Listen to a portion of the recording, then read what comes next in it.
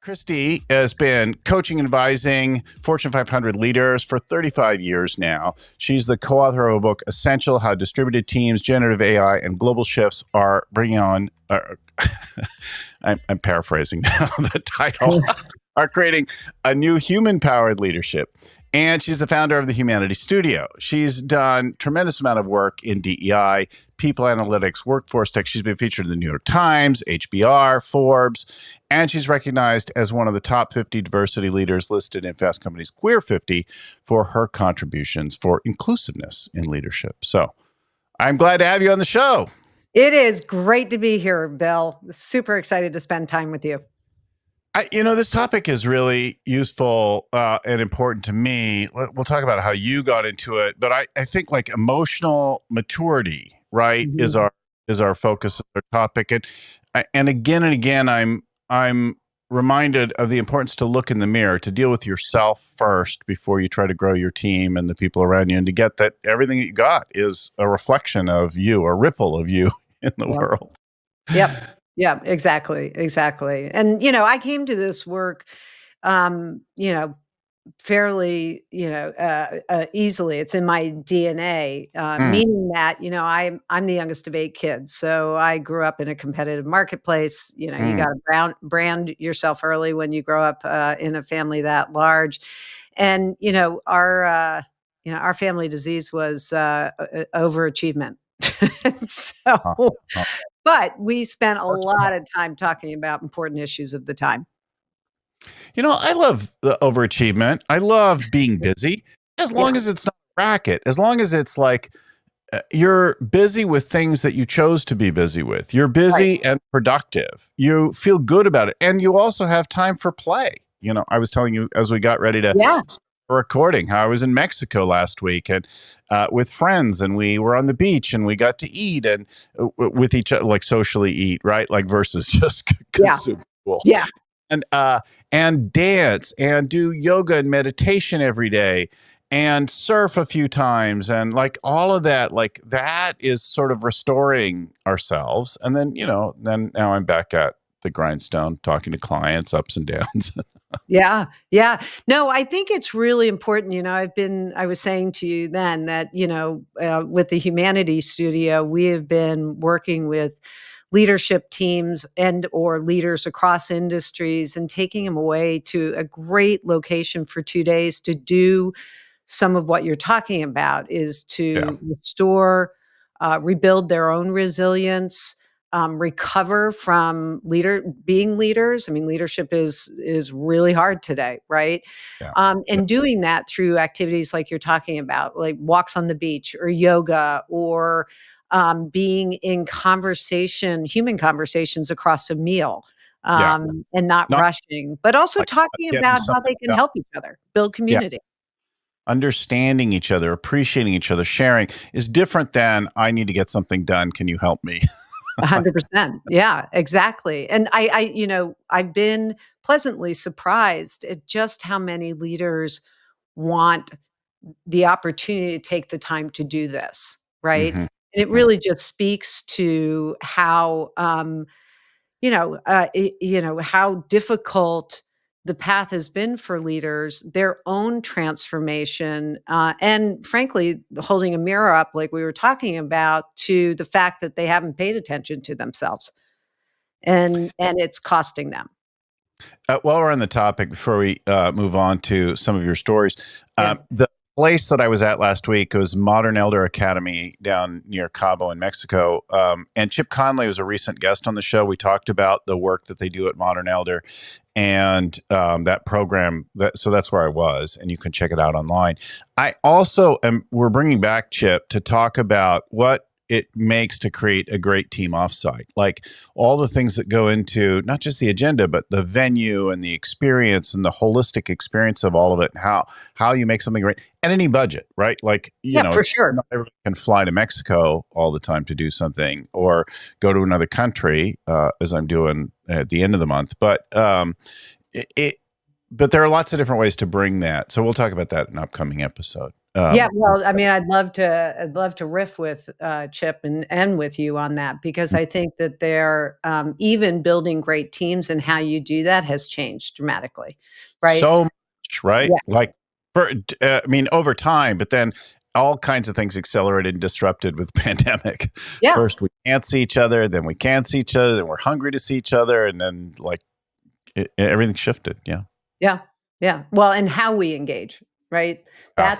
That's the or disengage, right? So the work that I do with leaders on these offsites, I actually take their cell phones during the day.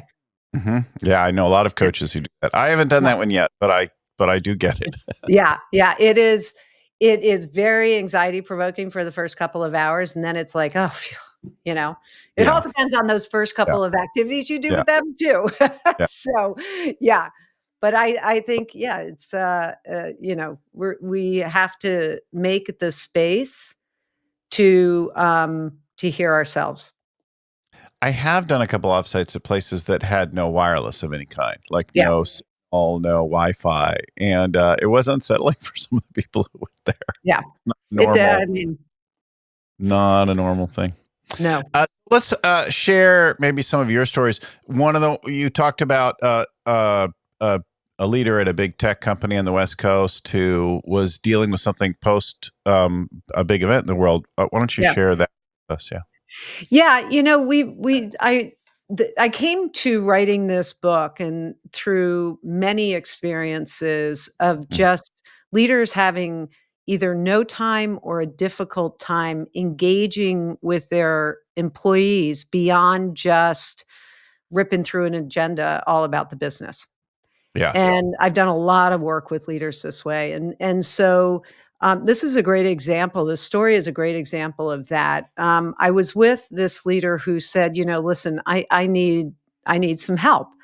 And Yes. I said, "Well, let me shadow you for a while as we do." And so I shadowed him in a meeting, with his team, Monday morning meeting, right after the weekend. This was right after the weekend of the Parkland shootings, the schools in Florida, the kids in Florida, here in the U.S. And we walked into that meeting. Now, everybody who works on his team, the majority of people in his team, are in their 40s, early 50s, have kids that are Yeah. teenagers, and he sat down like he does every Monday, and he had his agenda. Everybody had the agenda, and he starts ripping through the agenda. Yes. And I'm watching everybody around the table, and they're kind of blank faced, right? Or they're trying to lean in and look Yeah. at the agenda. And he's asking everybody to report out and what are they going to do, and they're doing that, but they were absolutely flat in Yes. their responses. And so, afterwards, he says to me, "So how did I do? That was good. That was good." And I said, "Do you really think so?"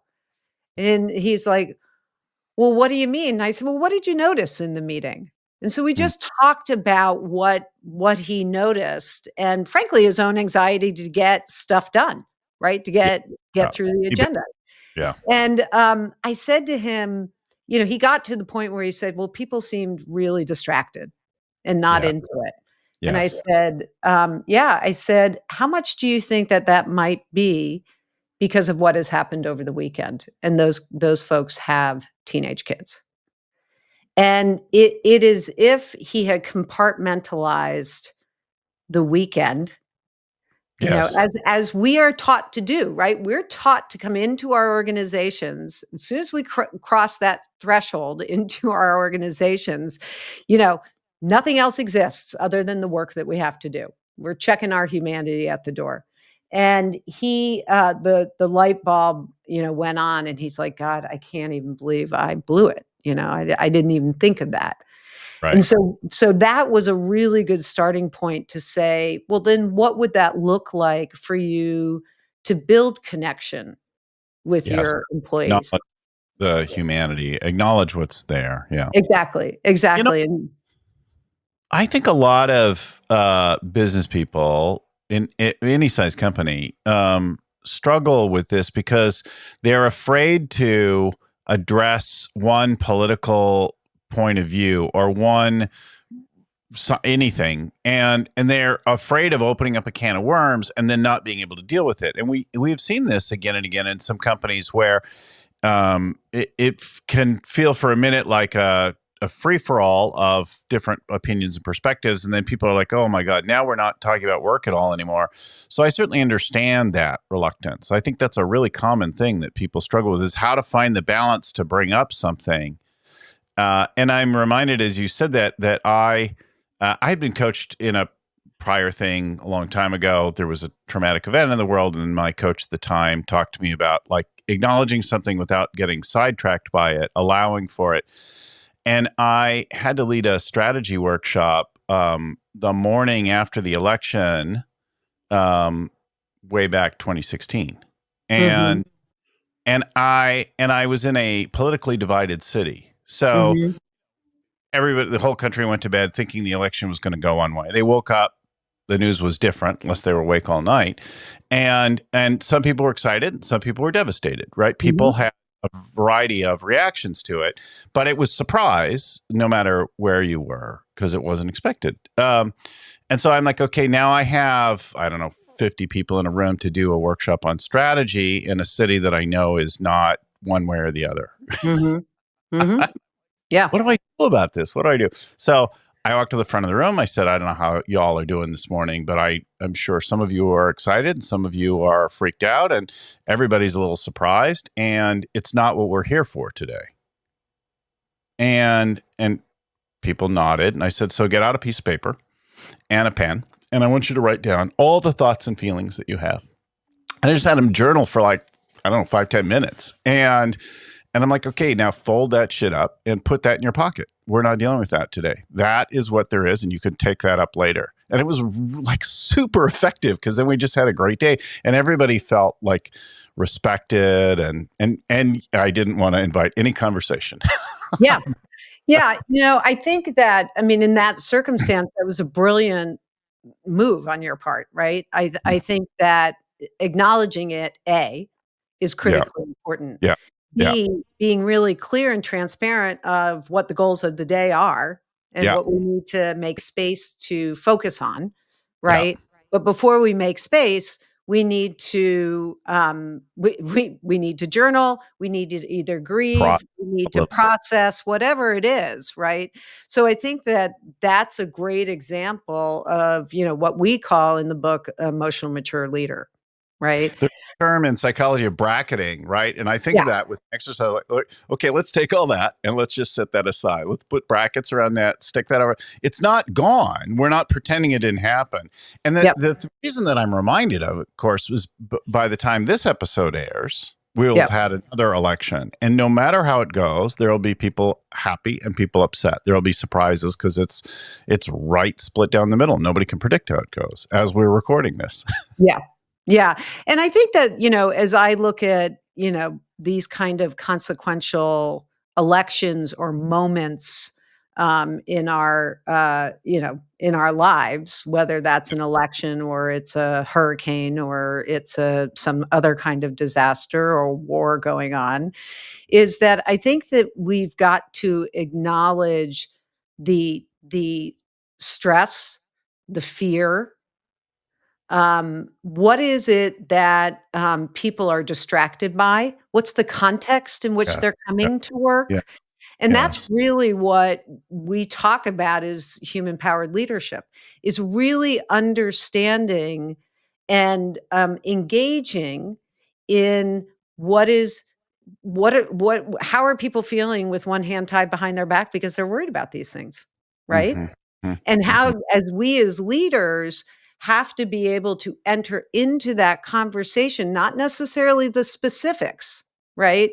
But be Right. able to be curious enough to understand the contextual, context in which people are showing up at work Yeah. and how it will impact them and their team. I think that's a really powerful thing. It's like people need to process stuff. They have feelings about stuff. What's going on in the world, what's going on at home, what's going on in their commute into the office. Like none of that stays behind. We bring No. that along into the first meeting of the day, right? And then people are like, all right, let's get into it. And Yep. you're like, oh my God, I'm not even done processing my kid's tantrum. Well, 100%, right? And I think Oh, it's how why that me. yeah, I think it's why we are seeing, record, numbers of, mental health issues. I mean, the mental health crisis in the world today and in business Yeah. is, I think the as grave or more so than the pandemic was. Yes. Yeah. And it's costing I mean, it's a financial I mean, if you just wanna be complete brass tacks and, put the emotion aside, it is costing us in low productivity and in, disengagement of our employees $8.8 trillion dollars a year. Now that's equivalent to Amazon, Microsoft, and Apple combined. I mean, that's an enormous economic cost, Yeah. which we can't afford, right? Well, I And think about like, I hear a big number like that and and I know people will be going, yeah, really? Is it that much? But just yourself, look at how you are.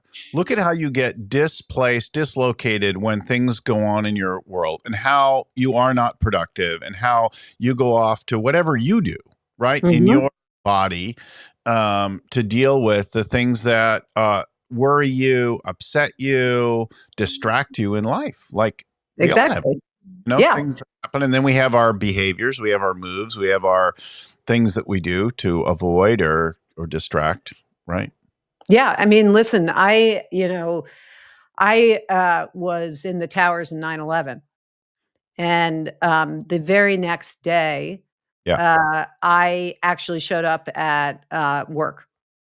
I completely put the experience, what I saw, what I felt, all of those things into a nice little box and compartmentalized it in my head, right? But you were in the towers, then you left? And You then I left. Yeah, I got out. But then the next day, of course, the business, I was working and I wanted to go help. Uh, oh, yeah, and yeah, yeah, so I went to work to sit, yeah, because we were still looking for people. We were still trying to help people and families and all of that kind of stuff. yeah, yeah, And honestly, psychologically, I just shut it off, right? yeah, And yes. so I went to go do. Now, it took 10 years for me to even talk about that experience. But the Mm, stress, the mhm, anxiety I was working in New York, so I was mm, in New York. mhm, mm. The distraction when I would hear I mean, in New York, you hear a horn every 2 seconds or you hear something, I like heard a truck bottoming out on a pothole. It scared the hell out of me. mhm, And I yeah, will say for that time, I performed really well, but I wasn't all there, and I yeah. was under tremendous pressure. So this notion of, and this is probably why I am so passionate about humanity in the workforce and that we can't check our humanity at the door. That's just unrealistic. And to say, as companies do, that this is a productivity thing. We can't, deal with people's emotions. They got to come here and do a job. That's what we pay them for.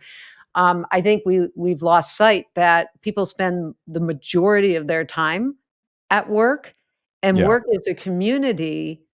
Robert Putnam talks about this, but it Yeah. is as much a society as it is and community as is our neighborhoods. So we have to create the safety and the structures in which we're really seeing people as full humans.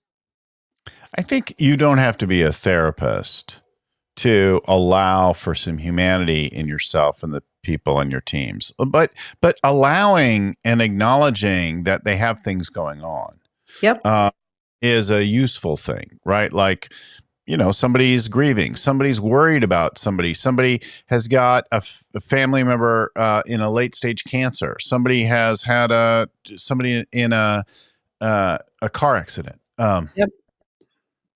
Like allowing the feeling for all of that and finding ways to process it, journaling it, just calling it out, being able to say, I've got this going on in the background. Uh, finding, like, letting people move through it, name it, experience it, makes a big difference. Just in, it's like, I'm going to have emotions, whether I like it or not.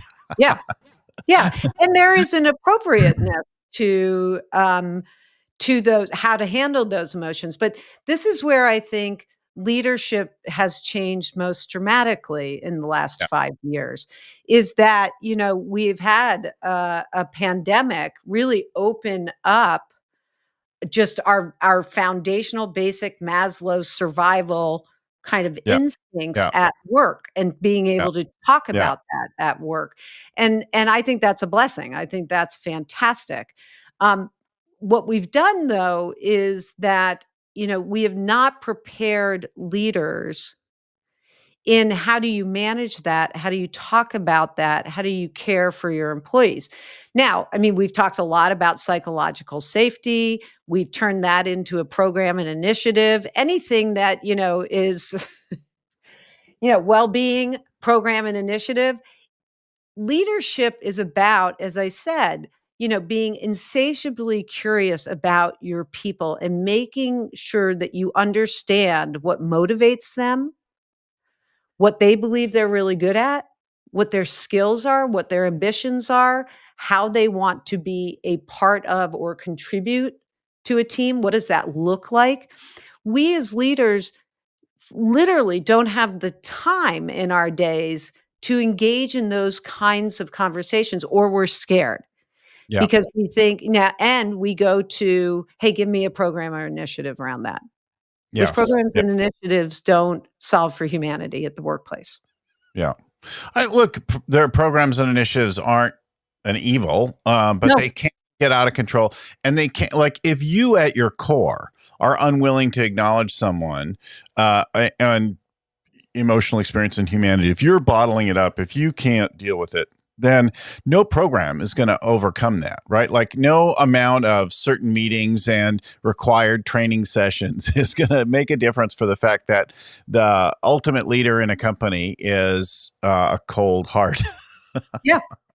Yeah. fish. But then it becomes the responsibility of the organization to say, then how are you going to engage your employees? Or are you even engaging your employees? Is that behavior working for us? Let's talk about Inside and Out. You shared about the head of HR at a big Coast Pharma, East Yep. Coast Pharma company. Talk about that. Yeah. This is one of my favorite human beings in the world, who I had the opportunity to serve for a very long time. Yeah. And we were doing a project with her on a whole HR system implementation, a whole transformation of the organization, and really modernizing that organization. And so we started, as we always do, on this project, and all the stakeholders were bought in. Finance, the CEO, all of that kind of thing. It got to about I don't know, halfway through, and all of a sudden, the technology officer who had been on board was like, "Wait a second, I think we should take this over," because it was about to be a success. "I think we should take this over." The finance person was saying, challenging the cost, all of these things, and it was clear that it was a political hot potato in the organization, Mhm. and it was really hindering the progress of the whole project itself. And so I remember going into the office of this CHRO and saying, "Okay, here's how we're going to battle this. Here's how we're going to address the CTO. Here's how we're going to address the CFO. We got this." Mhm. And she got very quiet, and I thought, "Oh," and she said, "No, not." She goes, "I've given a lot of thought to this. Um, I have to be able to look myself in the mirror at the end of the day. And we are at an impasse in terms of what we value for this organization, and it's coming through this this project, this Mhm. transformation." Mhm. And she resigned. Mhm. Now, um, I and she didn't just bail. I mean, it was a process, and she did all the right things to make the transformation. But what it was so meaningful, because really what she was saying, and I've said this to companies throughout my career, is, your insides got to match your outsides. Yes. Personally, when you show up at work, but also from the standpoint of the organization and what its platitudes are around values and purpose. And we found this in the book. We found that, what employees demand of their employers today is purpose, agency, wellness, and connection. Those four things. And Pur- really, purpose, Purpose, agency, wellness, and connection. correct. Those are So the, the yeah, why of the work, the emotional center, some feeling like I can do something, like I have some choice, I have some yes. power in the matter. Um, uh, And I'm well, part of something greater than myself, uh-huh, uh-huh, uh-huh. right? And what does wellness mean here? Like Wellness is the broad, safety. Yeah, I safe. mean, wellness is and, it's on a number of different vectors, right? It's psychological safety, it's financial safety, Okay. it's physical, Yeah. opportunities for physical health, Yeah. all of these things. And And then so connection is humans with humans, right? Like humans with I'm not humans. alone. Yeah, I'm not alone. And how can we work together Yeah. to create a greater outcome or live the purpose of the organization and its values?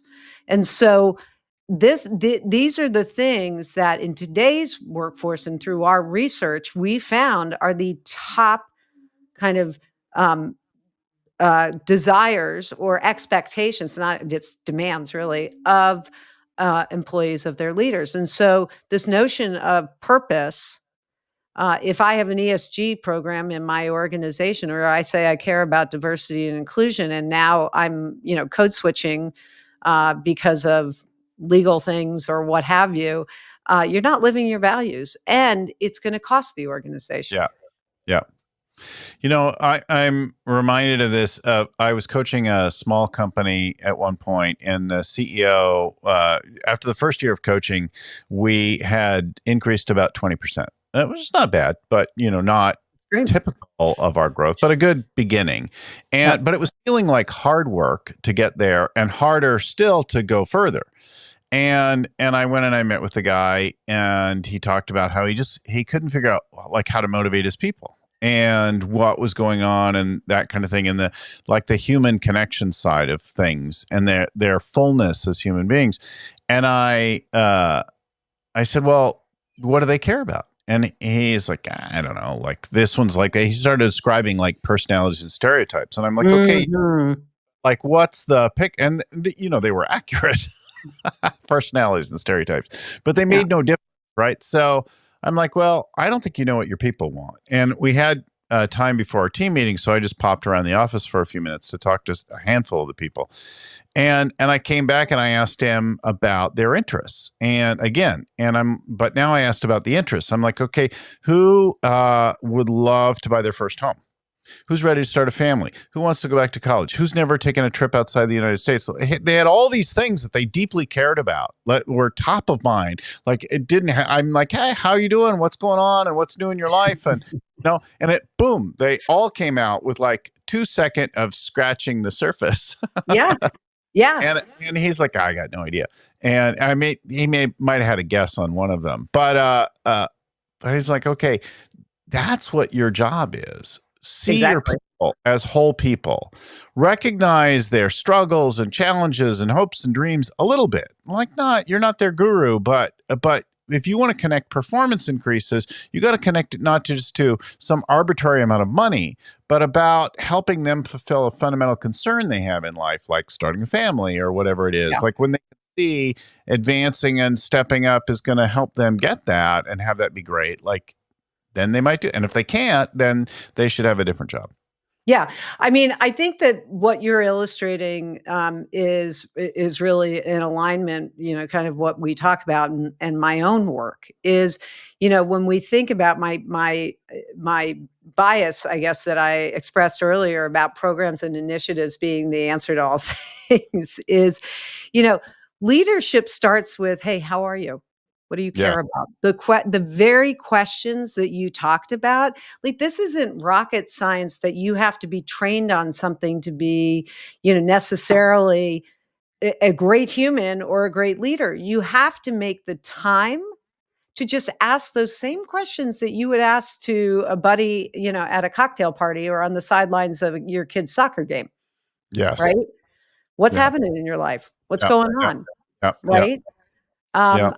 And I think that while that sounds so easy, it really isn't for a lot of leaders. And frankly, a lot of leaders don't have the time because I don't know about you, but most of the leaders I talk about are, either in Zooms or Teams meetings from the start of their day to the end of their day, even if they're Lot. back to the office.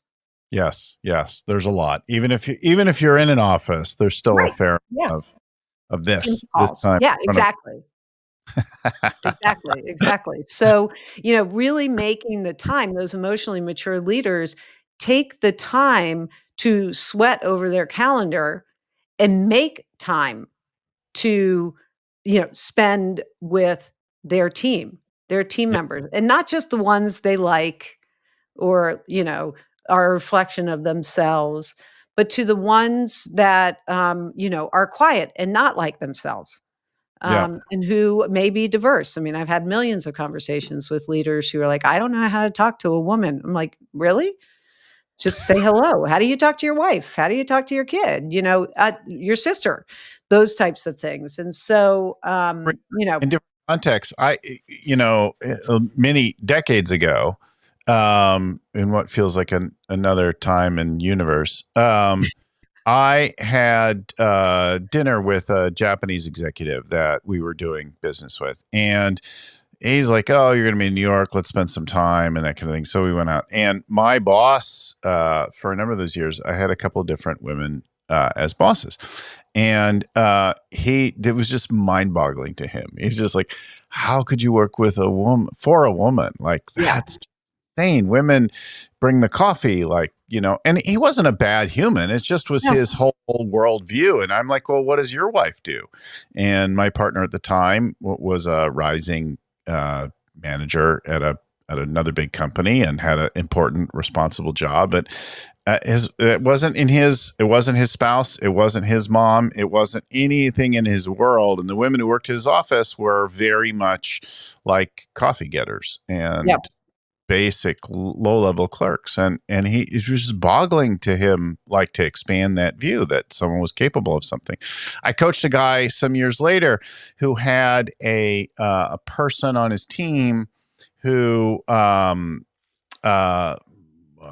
I don't know, I guess I don't know how they would describe themselves then, but they were roughly non-binary, right? Like they mhm, were in an in-between gender, and sometimes that can be like unsettling. You're not sure who or how to relate to a person like that. right, That's a common thing, and he just couldn't be with them. And he's like, I got to get him off my team, and that kind of thing. And I'm like, okay, but what's it like for you anywhere else in life? Like, I could see why you'd want to do that. And it wasn't just that. It was like the person then with that disconnect also then wasn't working with the team mhm, beyond that mhm, presentation.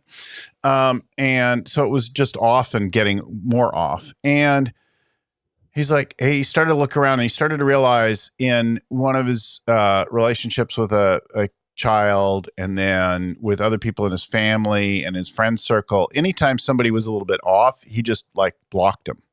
mm, And so there was no way for a person who presented differently like this to ever win in that environment. There was no way to see past that presentation. And it's really normal. It's really common. We don't talk about it. We don't accept that is like that, because it's super not PC to say that. But he was blocking any chance of them winning, and he saw that like really quickly, really open and insightful person, and he's like, "Oh my God, this is really interesting. I have this issue all over my yeah, life, yeah, and with things that matter even more." So he's like, "You know what? I'm going to keep them on and see if I can integrate them and make them a part of the team." yeah, yeah. Great coaching, It was because I really, do think I mean, I think we have to know ourselves Yeah. exceptionally well to lead, Yeah. right?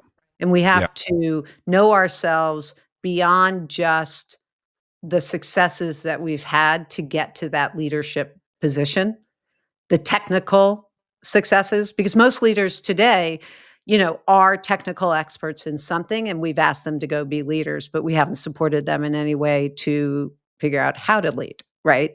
So, I do think that the notion of this is what I've appreciated for so long about emotional intelligence. It was a framework for me to begin to understand myself. That really only happens through dialogue. You can't take an assessment and then say, "Great, I know, I know who I am." You have to be in dialogue with somebody, like the example you just gave. But I think that given the struggles of leadership today, and given how difficult it is with, leaders today are not just leaders of a technical, part of the business or P&L or a fiduciary. They are actually global citizens. And so we need to move from emotional intelligence to emotional maturity, which is Mm, really about, in this instance, is, hey, it's not about you. It's this suspension mhm, of self-interest. That's what leaders need today. Is I mhm, it's not about you. It's how well you know the members of your team, what the mhm, headwinds are, what the tailwinds are, how you construct that team to optimally create a culture of high performance. So mhm, things like, that switch from, emotional intelligence to emotional maturity. Things like, suspension of self interest, insatiable curiosity, contextual competence, obsession with culture, mhm. and driving culture through making sure you're putting the team together. I mean, we've regaled coaches, great culture coaches like Coach K, or the Chicago Bulls when Jordan was playing. What those leaders did, what those coaches did, was put those players in positions where they were most gifted and great at. And You when hear great alignment here with a very well respected, established concept, servant leadership, right? for sure. My leadership derives from serving both the team and the mission or the purpose of the organization. That's the where it comes from, and Mhm. I serve that team and our purpose here, and that's putting everything before yourself, right? But then you also have to deal with yourself. I have thoughts, I have feelings, I'm a human being, I Yeah. have biases, I have like it, and you have to take a look in the mirror. Well, Like, yeah, I mean, what- I think leadership models, have evolved and have had to evolve. I mean, certainly in the 70s and 80s, we had servant leadership. yeah, Great things about that today. Then we yeah, had emotional maturity. I mean, emotional intelligence. Now we have emotional maturity. It's the plus plus plus as, keeps the evolving. leadership. Yeah, they have to Yeah, build on each other, yeah, and as leadership has yeah, become more complicated, we yeah, just need a different model. yeah, yeah. It's fantastic, and I think that this idea that you had in the story you just shared, I think is really relevant. Is it real? Can you stand for it? Is it something on paper and something else in reality? I've met with countless companies, some very well-known companies, who said they were about one thing when in reality they were about something else entirely. The Yeah, the the best one that I know is Enron, the sure. discrete energy trading company, who had integrity listed as one of their company values, right? But they didn't ever have listed like winning is everything, Right. or for somebody to win, somebody has to lose, right? Those would be probably the realities in practice of the company, like Yeah. a kind of toxic competition that was unchecked and that ultimately led to that disgrace. But is there a connect between what the company says and if there isn't, if the company's committed to something else, then you can't push that rock up the hill. It just always comes back. Well, I think that, where we see, this evolving is, listen, the role of social media, the access and democratization of information, that Yeah. you can get about companies Yeah. has really made employees or prospective employees that much smarter about, does a company's inside match their outsides? Yeah. And different generations care more about different things. So, you look at Gen Zs, they're making decisions about companies that they are going to join and work for based on if that company's values or purpose is actually a living purpose and living value. Now, interestingly, boomers who are at work are now questioning and valuing the same thing as the Zs, because they're saying, wait a second, I'm thinking about my legacy. I'm thinking about, what matters to me in my own transit. Yeah, purpose matters to me. I mean, how many leaders, Bill, have you worked with who are 5 years out from leaving in an organization who all of a sudden get religion and say, I want my legacy to be about the people. I want my legacy to be about the great culture I created. And I all, think people say that at the beginning and the end, just yeah, not in the I middle. think Right? that's true. I At the think that's beginning. true. Yeah. But I do think that, there is this collective kind of movement to understanding that that has to be a career-long question, Yes. Yeah. and Yeah. that you can't manufacture, and especially the exposure that people have and companies have through social media is such that, brands and individual reputations can really be damaged. Yeah. Well, past episode, David Meerman Scott, Fanocracy, his book about marketing and drawing a tighter connection to your customer base, turning customers into fans and fans into customers.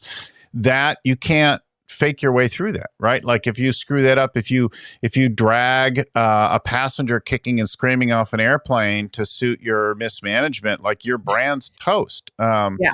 So that you're not a fan anymore, and a loyal flyer stops flying that airline. Yeah. Speaking of my, I also think that, part of that too is we have to understand that today, employee satisfaction or employee engagement and customer engagement are actually inextricably tied to one another. yeah, Like, your yeah, employees are your customers today. yeah, And yeah, so I think that, companies have over-indexed, marketers, perhaps too, have over-indexed on the external and mm, the story that we're gonna tell of great customers and how much they love us, and not done the work to say, "Wait a second, do our employees feel that way about us?" yeah. What went into Because a that? Yeah, lot of the work that I do is how do we get alignment there? yeah. Um, Before we run out of time, you had one other story that I think is great about self-awareness, knowing yourself, right? Which is where the emotional intelligence begins before you can move into maturity uh, and beyond. You like a practice that I've seen and used variations of, this idea of describing yourself in 6 words. Talk about that Yeah. at a tech company, yeah, or This, wherever. I will give this shout out to Michelle Norris, who was the great NPR commentator and wonderful interviewer and wonderful person. She started a company that she called the Race Card Project, Hmm. which was this notion of being able to describe yourself on a postcard. Hmm. I had the great privilege of working with her and adapting that Yeah, practice into an organization, and still do this with companies today, which is, describe yourself in 6 words. Um, so often, and this goes to agency, that we were talking about earlier. So often we are defined in our organizations by what we look like, who we love, also, where we came from, whatever our position, what have you, right? And if somebody looked me up, they would see exactly the things that you rattled off in the beginning. And yes, while those things are true about me, it's not how I would define myself. I started hmm, our conversation by defining myself. I'm the youngest of 8 kids. That defines everything about me. It defines my leadership. It defines my values. It defines everything. hmm, And it is something that people lean into, right? hmm. If I describe myself in that way, people are like, "Oh, you must be Catholic. Oh, how many boys? How many girls? Right? Where Or did more, you grow up? What? Or Mormon with that last name. Yeah, exactly. And so what it does is giving someone agency to define themselves in their own words allows us to lean in and find common ground. This is very true. I've rolled this out in companies, through their websites, electronically, in groups with people. And what it does is it begins to set the foundation of we have more in common than we have apart. Yeah. And so, I did this in an organization where it fundamentally changed the way people began to interact with one another and who they began to hang out with at lunch. It was Yeah. no longer homogeneous in this regard. It was more about, oh my God, I got to learn more about you. And, Yeah. it might be a straight white male for me. It might be a Black woman for me. It might be, but it began to break down those, you know, those structures of, oh, Christie's a white woman who's queer. Where, most my white men will be like, "What do I do with her? How do I talk to her?" Much like the example that you gave before of the non-binary, Yeah. employee, What am I right? supposed to do with that? What am Yeah. I supposed to do? But if we give people the opportunity to have agency to define themselves in their own words and the story behind that, we create a greater sense of curiosity about each other's humanity. Yeah. Know yourself, see other people, have room for all of it. I think being surprised, being able to be surprised and curious makes a massive difference in all of it, both with the identity, but also the experience of the person, including, like for me, mirror work is one of the key things that's Yep, really critical. Take a look in the mirror. What's over there today, right? yep, Oh, he's excited today. Okay. Good. Oh, he's worried today. He's sad, like dealing with that on a daily yep. basis. We've talked about a lot of things. I think we have a link to throw on the screen for you. And Essential. That's the book, right? Yep. Amazon everywhere. Amazon everywhere, and Yeah. smith-monahan.com is where you can order it. And yeah, it's been such a pleasure to spend time with you today. So Yeah. thank you. Really a pleasure. Thanks to you, to the folks at Storyon who get our show. We've worked with them for the last year in producing our show. To my friend and mentor, Vern Harnish, who created the whole scaling up framework that we use. If you'd like to know about or find our past shows or our monthly workshops or coaching programs, any of that kind of thing, you'll go to scalingcoach.com, where you'll find all that and more. Our website. Until we talk to you next time, keep scaling. Bye-bye.